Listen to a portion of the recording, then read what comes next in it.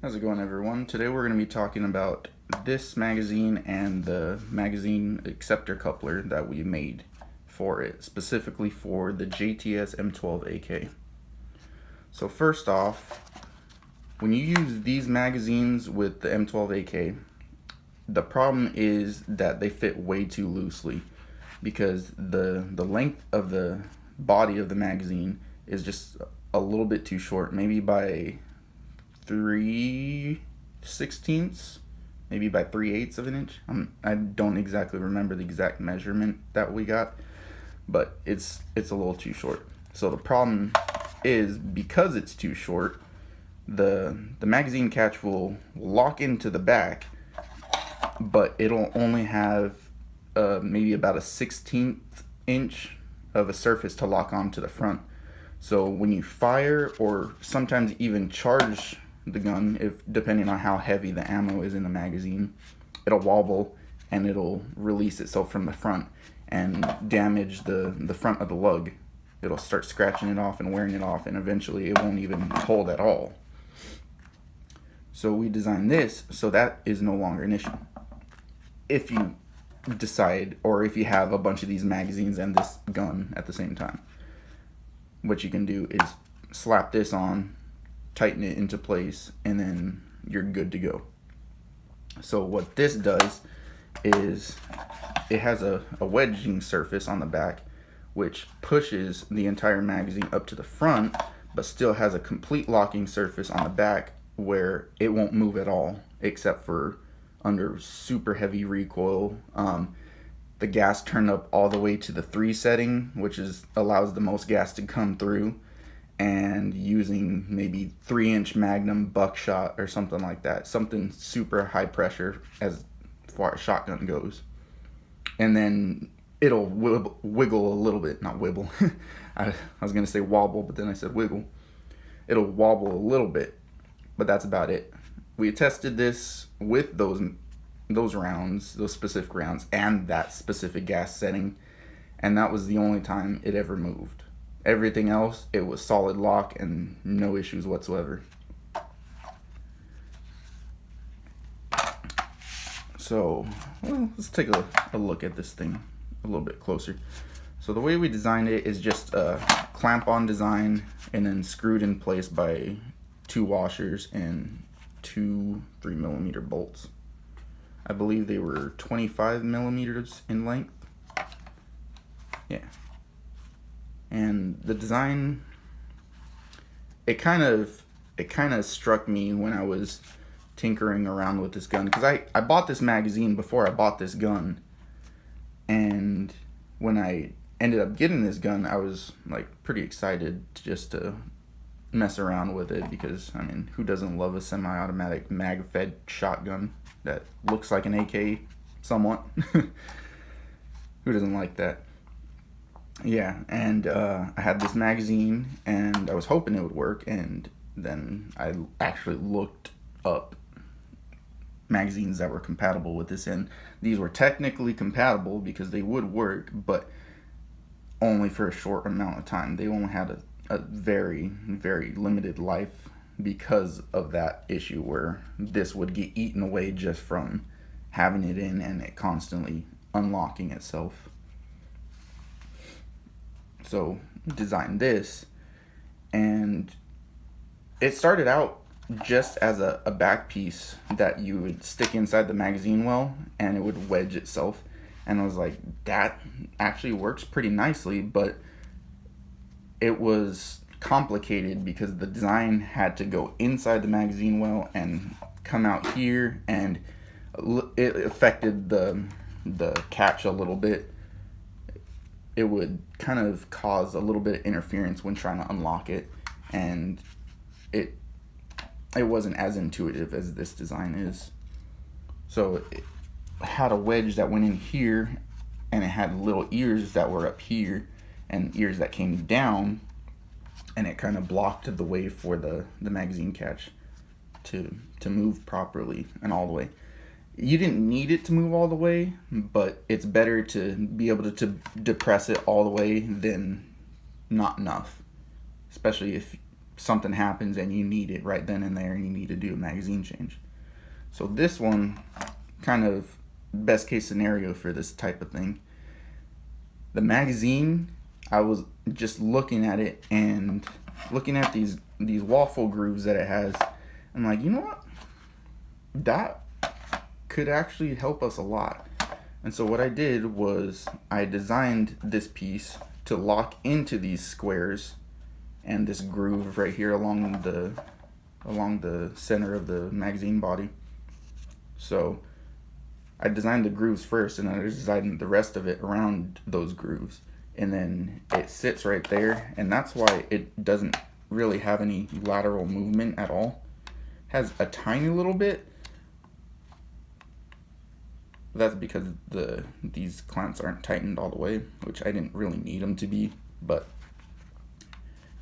it locks in there like it should. And you kind of want a tiny little bit of movement, but not a whole bunch. So this is actually perfect, and you really have to put a lot of pressure for it to move, which I'm trying to, and there we go. Yeah, it just has a tiny, maybe a 0.5 millimeter of movement, and it kind of clicks when it does that because the surfaces are mated almost perfectly. Anyway, so it works exactly like the original magazine should.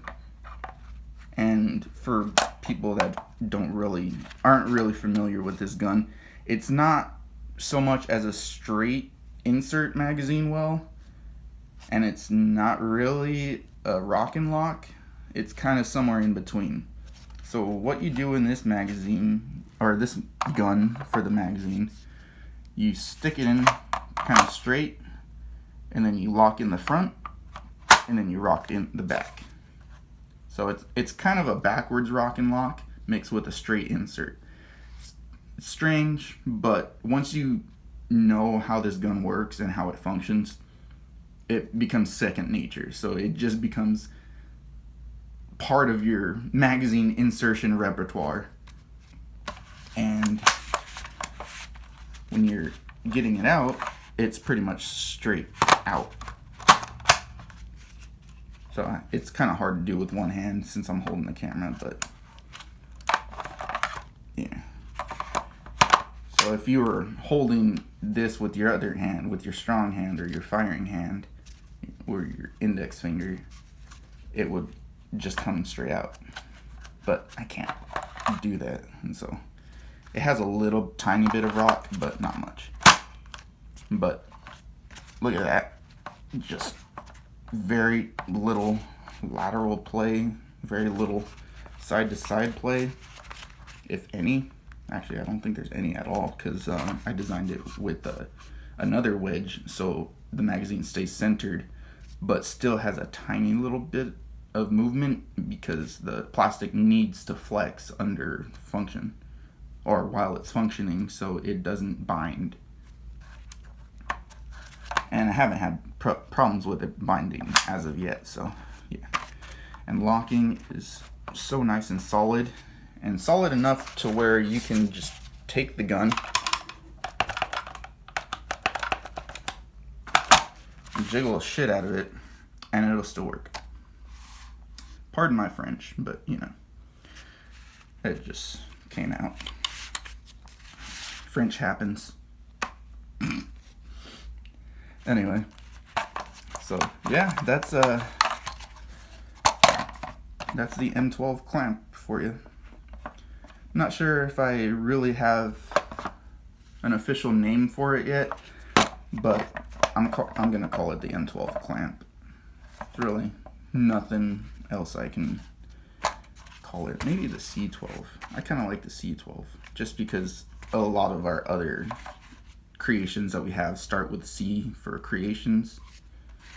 So yeah, maybe I'll go with that, the C-12 mag adapter clamp.